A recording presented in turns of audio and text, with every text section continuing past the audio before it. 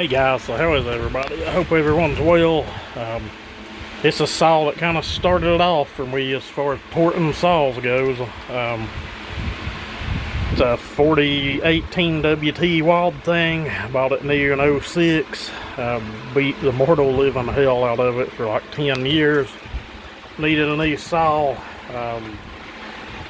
Bought the Husqvarna 440 and just couldn't believe how much faster and how much more powerful it was on this thing. And I don't think it was really rated at any more horsepower, if any, maybe 2/10 or something, but it's just like a daylight to dark difference in the way they cut. And like, well, I've got a new saw now. We can go through the Wild thing, redo it. I bought a new OEM carb and put on it, new lines, a primer bulb. I think it's honestly still running the ring in it that came in the thing, and still has halfway decent compression for what it is, probably as much as it ever had, I guess. But anyway, like, was there anything we can do to it to hop it up while I've got it apart? Because I pulled it down to repaint it. It was lime green and purple. It was faded, stickers peeled off, looked horrible.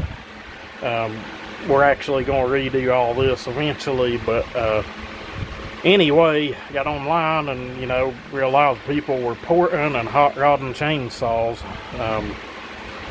No degree wheel used at all back then.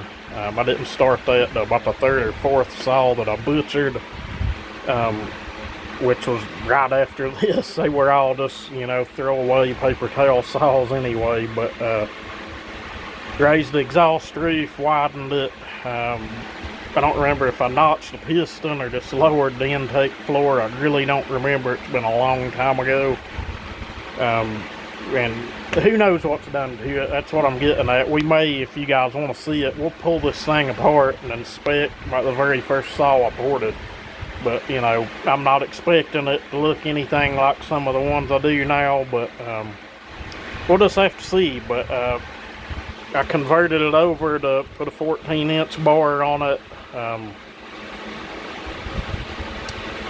At the time, I just got an Oregon chain, whatever was with the bar when I bought it at Lowe's. But that's a Archer full comp, full chisel chain. I probably end up putting an 18 back on it. That bar is just really short and stubby, but anyway, it's muffler modded.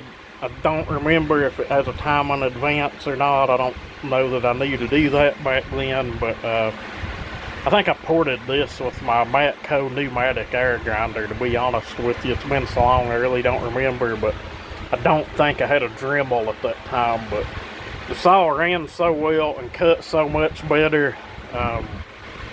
I just kind of hooked from there, and I ended up just a bunch of other old junk throwaway saws here, and just went to play them with them and port them. Some run better than others. Some wouldn't cut at all hardly after I got done with them, but you know, that's how you learn. You gotta do stuff. But anyway, thought I'd shoot a quick little video and share with you guys. I don't have a thing back here to cut, or I'd take it out back and put it in a piece of wood, and I may hunt around, see if we can find anything, and make another video later of it cutting. But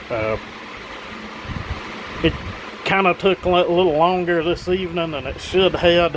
I got the fuel lines in it. I bought a whole kit, and I'm just going to go ahead and say the name. It's from HIPAA. I paid for it with my own money. It's the primer bulb and lines, which is really all I needed anyway. Got a plug and an air filter. And a carb for 15 bucks. You know, free shipping, whatever. I think I had 17 bucks in it all after taxes. But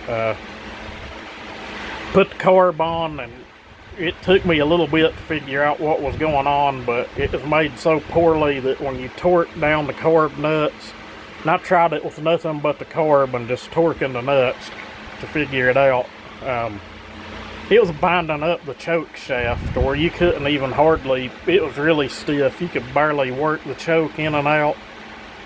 The saw would start and run. I was like, well, whatever, it's a little stiff. Went to put the top cover on, and they had this big long linkage rod that work the Strato support. This setup's got like an S clip on it from the factory, and they had like some big lever and a big long rod. You couldn't even put the top cover on it. It would hit that thing and bind up, or you couldn't even use the throttle.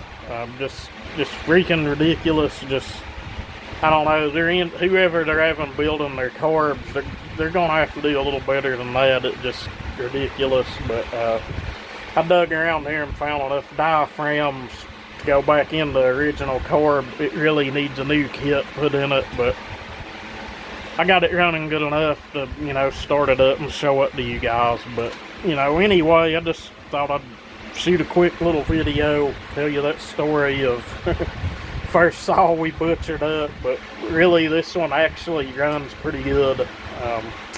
But anyway, thank you guys for watching. Everybody have a good day.